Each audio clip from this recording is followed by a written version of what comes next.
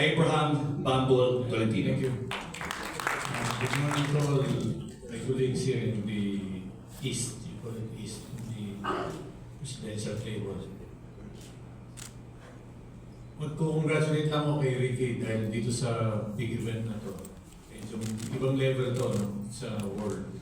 So, hindi ko alam kung bakit niya kami nga in-invite ni Chair pa to dahil siguro sumisip-sip para makasali siya.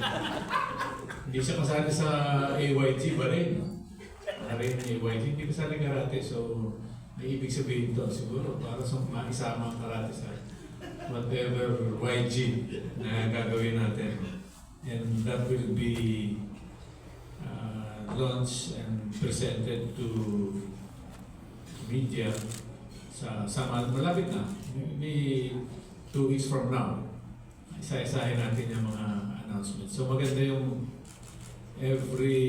almost every month o every week meron tayong with of course PSC meron launching. No? So ibig sabihin nun, every month merong ganap, merong whether it's World, Asia, ASEAN, meron tayong tournament dito sa Philippines na world class.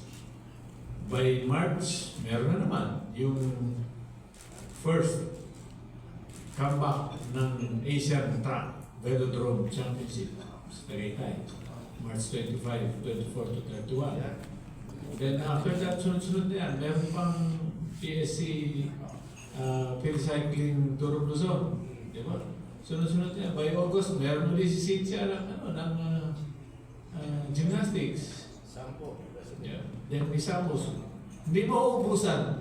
The entire 2026 hanggang 2027 and 2020.